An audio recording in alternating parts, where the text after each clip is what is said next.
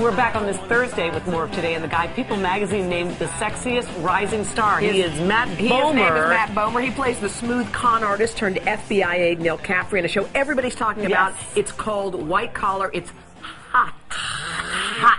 It's your character, because you start off as a con, and then the FBI, it's the FBI, right, who says we're going to use you to help crack cases because you're so smart. Yeah, it's kind of an interesting concept. Well, it's like the Catch Me If You Can thing, right? It a is. little bit, yeah. This is a guy who just can get out of any situation, and they come to you to ask, I guess, how do we get this guy or that guy or whatever? Yeah, he basically uses his specific skill set to help them out in whatever way he can, but he's still, you know, he flirts with the moral spectrum still a little bit. He's not completely on the good side. He wouldn't be interested if you were a saint. Exactly. Has this show just changed your life personally? I mean, it is such a big hit. Do you get noticed on the street and all that stuff? Sometimes, yeah, but it's great. You know, I think as an artist, you always hope that people are responding to the stories you're telling and the characters you're playing. So anytime that happens, I'm always really grateful. But you can't tell us you didn't get noticed on the street even before this. Yeah, come on. Come tell on. us the truth. He does have nice eyes. I know, I can't. I'm just staring at him. I don't even know what he's talking about.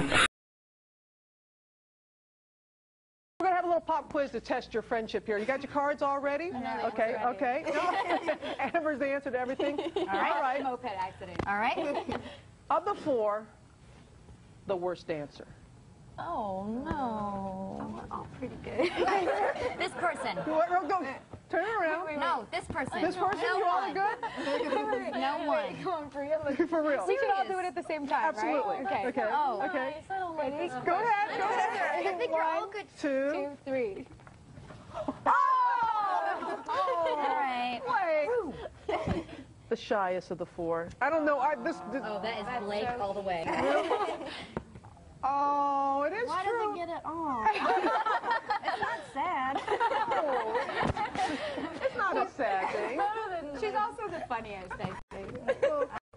I did a little bit of community theater when I was younger, and I thought it was utterly terrifying, like terrifying to go out on the stage. But then once you start to speak or to dance or to sing or whatever it is you're doing, then it's kind of exhilarating. I remember having that feeling even when I was little, or comfortable. It's like exhilarating and comfortable at the same time, or it starts to feel that way once you get over the absolute terror and fear. A lot of actors are shy, as it turns out. But I mean, it makes sense in a way, because it is, I think, an outlet for people to, you know, invest themselves in something and, you know, express something in a certain way, you know, that they probably don't in their real lives. Chris Artusi wants to know, what art would I forge or steal if I had Neil's superpowers in real life? I would definitely go with a Monet, Chris. I'm a huge fan of his. He continually baffles and amazes and astounds me, and there are several that I can think of that would look really good in my living room. Joseph Haney wants to know, if I could switch places with anyone in the White Collar cast or play their role for an episode, who would it be and why? Well, I feel like I've gotten to do that with Peter already, because we sort of had that episode last season. And part of Neil's trajectory is that he's getting more and more involved in the FBI. So having said that, I would go with Mozzie, because I think there's a little bit of the conspiracy theorist in all of us. And I get paranoid about things from time to time, I'm not going to lie. So it'd be fun to get to exercise some of those demons. Kay Carswell would like to know, will I be singing in Season 3 like I have in the past two? As of now, Kay, I will not be singing. I apologize if that offends you in any way. Talk to the writers. But yeah, as of now, I'm not. Sorry. Patricia Gale Hall would like to know, how does this role compare with some of the other roles I've gotten to play in my career? I would say the great thing about playing a con artist is that it's sort of open season on anything you've got. You really have to use every aspect of yourself to run the con, to pull it off, to, you know, to charm, to whatever the tactic might be. You really have to draw on a lot of aspects of your personality. And there's kind of a startling resemblance to being an actor, because, you know, if you're working on something, you have to know you have to know the play or the movie or the TV show you're working on in and out. You have to, and as a con artist, you have to know your mark and the setup and everything else. So the preparation is actually similar in a lot of ways. And so that's been fun to get to explore, and it's let me use a lot of aspects of my personality that I haven't gotten to use in other roles. So I'm very grateful for that. Kaylin Bartowski-Hill would like to know, will we ever see Neil's parents on the show? His mother and father, are they alive? What's going on with them? Kaylin, I want to know as well. I would love nothing more than to have Neil's parents surface. I think it'd be really interesting storyline-wise, and I think it would create a lot of interesting tension, and it'd also force him, especially if they're dysfunctional, which I firmly believe they are in my history of the character. I think it could also really build up Neil and Peter's relationship if he had to go to him when his dysfunctional parents came into town. Sarah Martin would like to know, what aspects of my character do I admire the most?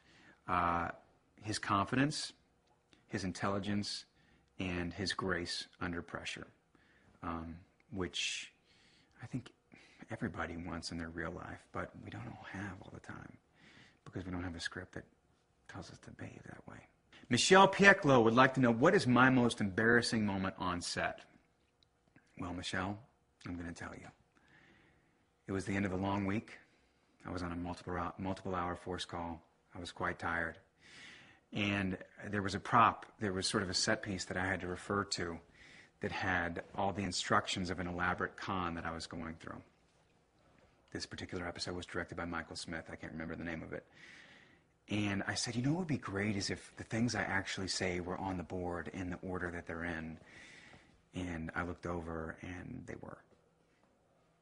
And I realized that I was far too tired to be on the television screen at that time. Jenna Vento would like to know, what was my reaction when I read the last moment of the season finale for season 2?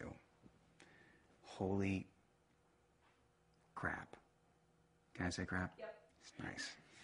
Yeah, I was kind of blown away. I thought it was, it engaged me immediately. It totally made sense in terms of the character. I was thrown for a loop, and I was really excited to get to do it. So, I love getting the new scripts from Jeff, especially when it's a mid-season or a season finale, because it's always like, it's really like a Christmas gift to see, what's going to happen.